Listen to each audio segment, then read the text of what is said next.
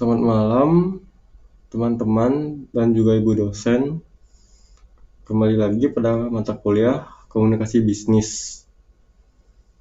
Di sini kelompok kami akan membahas pesan email dan memo rutin oleh kelompok 6. Kelompok kami terdiri dari saya sendiri, Ika Ida Wijnana, kedua ada Made Kusuma Andika Hare Krishna, yang ketiga ada Putu Adi Darmawan. Latar belakang. Dalam organisasi bisnis, berbagai kegiatan komunikasi terjadi setiap hari, baik lisan maupun tertulis. Mulai dari kegiatan komunikasi yang sangat sederhana sampai pada kegiatan komunikasi yang rumit dan kompleks. Menyusun pesan email bisnis yang menarik perhatian, mudah dibaca, dan mudah dipahami memerlukan kreativitas.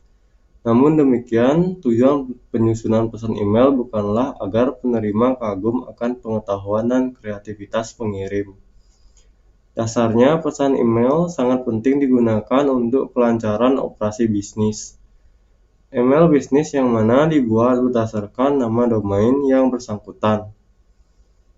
Pada umumnya, email ini digunakan oleh perusahaan, instansi, atau badan usaha yang membutuhkan integrasi antara bisnis dengan email. Pesan bisnis dapat menciptakan nilai tambah bagi perusahaan. Pesan-pesan yang disampaikan kepada pihak lain hendaknya mampu menjaga dan meningkatkan citra perusahaan untuk dapat menciptakan goodwill. Setiap pesan bisnis harus memiliki tujuan yang jelas, dapat diukur, dan tidak bertentangan dengan tujuan organisasi. Rumusan masalah. Yang pertama, bagaimana pengorganisasian email bisnis. Yang kedua, bagaimana organisasi pesan yang baik. Yang ketiga, apa itu memo rutin. Yang keempat, bagaimana cara memformulasikan email bisnis. Mengorganisasikan pesan email. Komunikasi yang tidak diorganisasikan dengan baik, bermasalah dalam isi, pengelompokan, dan urutan butir-butir pesan, akan sulit dipahami dan dapat berakibat adanya rasa frustasi pada penerima. Hal-hal berikut yang menyebabkan tidak baiknya pesan bisnis. Bagian awal terlalu panjang atau bertele-tele. Kedua, memasukkan hal-hal yang tidak relevan dan tidak logis. Yang ketiga, informasi penting terlupakan. Keempat, pengelompokan dan urutan pesan tidak menunjukkan satu kesatuan yang logis. Butir-butir pesan yang tidak dikelompokkan dengan baik dan tidak disajikan secara kronologis bisa membingungkan penerima. Butir pesan seolah terlepas dan sulit dikaitkan satu sama lain. Perkenalkan, nama saya Made Kusuma Andika Hare Krishna, NPM 19321222036. Di sini saya akan menjelaskan pesan bisnis berorientasi pada penerima. Tujuan pesan email adalah pemahaman penerima, bukan semata-mata menghasilkan pesan email. Oleh karena itu, mengorganisasikan pesan dengan baik akan mempercepat dan meningkatkan efisiensi penyusunan pesan.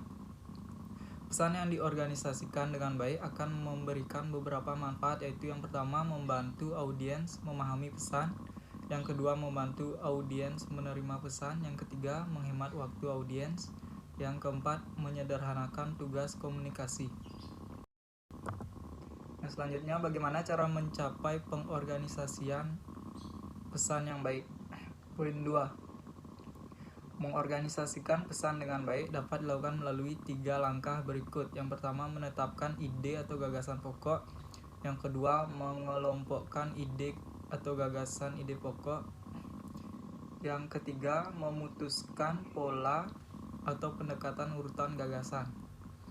Terdapat 2 pola atau pendekatan yang dapat digunakan, yaitu yang pertama, pendekatan deduktif atau langsung. Yang kedua, pendekatan induktif atau tak langsung.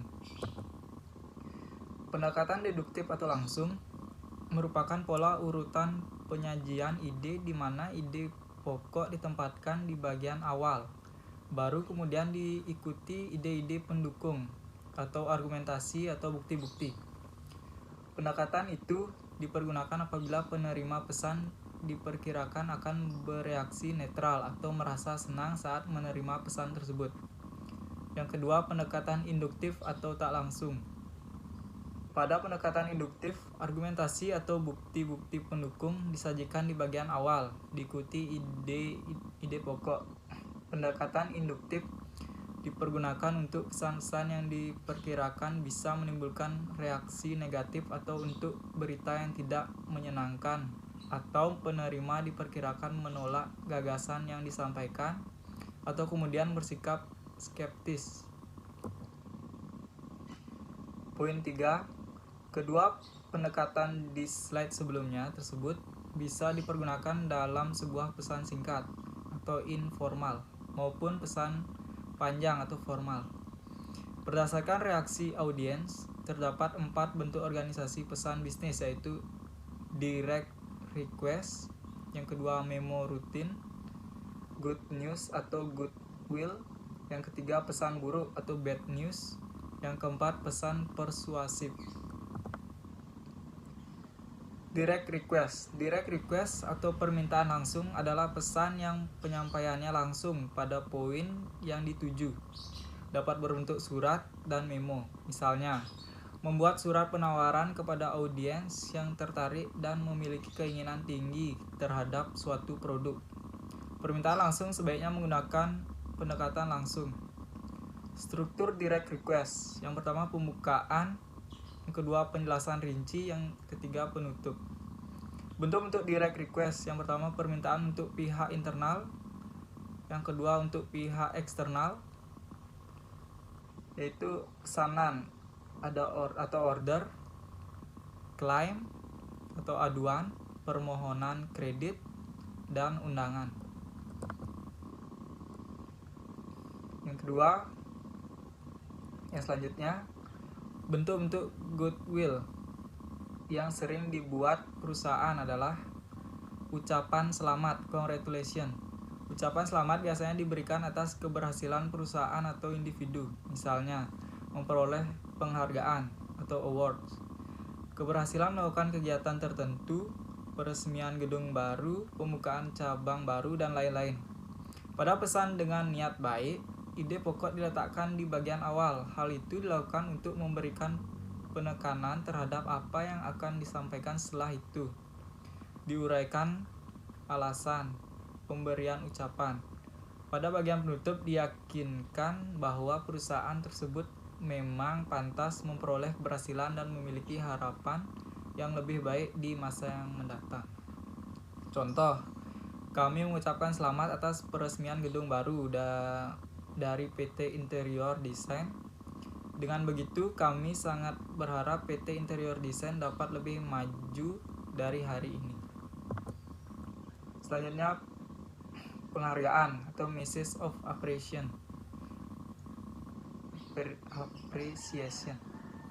Penghargaan biasanya diberikan atas kemampuan individu atau perusahaan mencapai prestasi kerja tertentu. Gaji dan bonus merupakan salah satu bentuk penghargaan yang diberikan perusahaan kepada pekerja. Namun, penghargaan dalam bentuk uang saja tidaklah cukup. Penghargaan yang diberikan dalam bentuk surat penghargaan akan memotivasi pekerja untuk mencapai prestasi yang lebih tinggi lagi.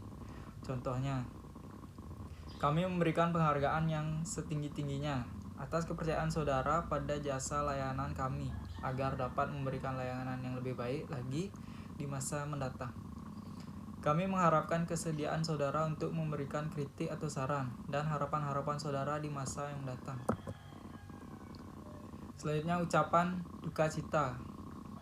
Dalam perjalanan waktu, individu atau organisasi mungkin saja mengalami musibah atau bencana. Ucapan duka cita itu lebih disampaikan secara lisan, baik melalui telepon ataupun datang secara langsung. Contohnya, kami mendapatkan informasi dari berita televisi bahwa pabrik air mineral mengalami musibah kebakaran. Kami turut prihatin atas musibah tersebut. Musibah dapat menimpa siapa saja dan kapan saja. Mudah-mudahan hal tersebut dapat meningkatkan kewaspadaan kita bersama. Semoga pabrik air mineral dapat beroperasi kembali. Selanjutnya pesan buruk atau bad news. Pesan-pesan yang disampaikan dalam bisnis tidak selalu menyenangkan. Pesan buruk sebaiknya disampaikan secara langsung melalui tatap muka atau melalui telepon. Jika tidak memungkinkan, pesan dapat disampaikan secara tertulis. Contoh, kami menunggu informasi lebih lanjut dan terima kasih atas perhatian yang diberikan. Dan selanjutnya, pesan persuasif. Pesan persuasif bertujuan membujuk dan penerima tidak tertarik pada pesan tersebut.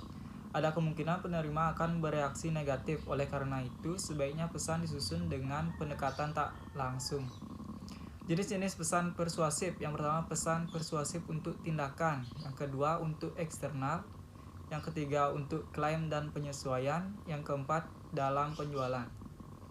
Sekian dari presentasi saya. Terima kasih. Om Swastiastu. Perkenalkan, nama saya Putu Darmawan, NPM 19 321 22039. Di sini saya akan melanjutkan presentasi dari teman saya.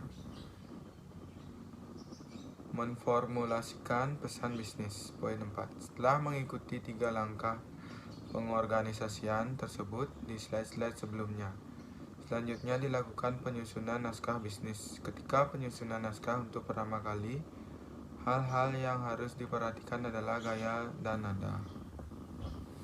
Yang pertama, mengendalikan gaya dan nada. Gaya adalah cara menggunakan kata-kata untuk mencapai nada atau kesan secara keseluruhan.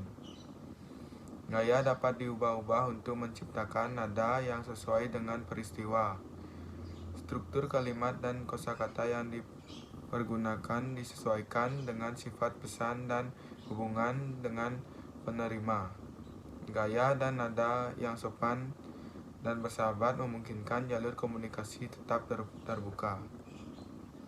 Komunikasi yang efektif memegang peranan penting dalam bisnis. Komunikasi bisnis tertulis dikatakan efektif apabila memenuhi karakteristik sebagai berikut.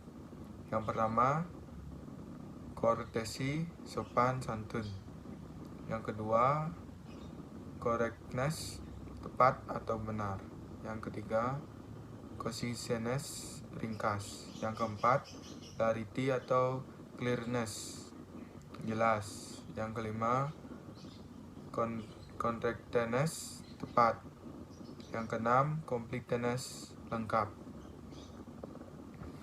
Contoh pesan nada formal sebagai berikut sudah kami lampirkan di PowerPoint. Berikut nada informal.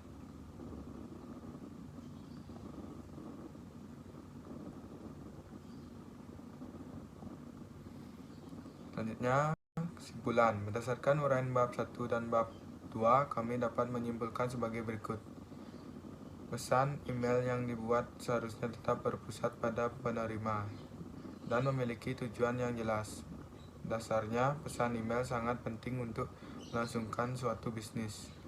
Dalam menyiapkan pesan yang panjang dan kompleks, pembuatan diagram skematis atau kerangka wajib dilakukan karena akan membantu membayangkan hubungan antara bagian-bagian pesan. Oleh karena itu, mengorganisasikan pesan dengan baik akan mempercepat dan meningkatkan efisiensi penyusunan. Adapun saran kami sebagai berikut. Yang pertama, untuk mencapai nada yang sangat dan praktis, jangan terlalu menunjukkan keakraban, keintiman, dan humor yang harus dilakukan dengan sangat hati-hati. Tidak menggunakan bahasa yang berlebih agar tidak terkesan sombong. Yang kedua, agar komunikasi berhasil, komunikator bisnis harus dapat menjaga kredibilitas agar bisa dipercaya. Kredibilitas bisa ditentukan dari interaksi yang selama ini telah terjadi. Pemahaman terhadap situasi dan menggunakan kata-kata yang menggambarkan rasa percaya diri dapat meningkatkan kredibilitas komunikator dan komunikasi. yang efektif, memegang peranan penting dalam komunikasi bisnis. Yang ketiga, tidak menggunakan kata-kata yang interaktif atau berulang-ulang. Yang keempat, mengembangkan paragraf yang logis. Sekian presentasi dari kami. Jika ada salah kata, mohon maaf. Saya tutup dengan Brahma Santi. Om Santi Santi Santi Om.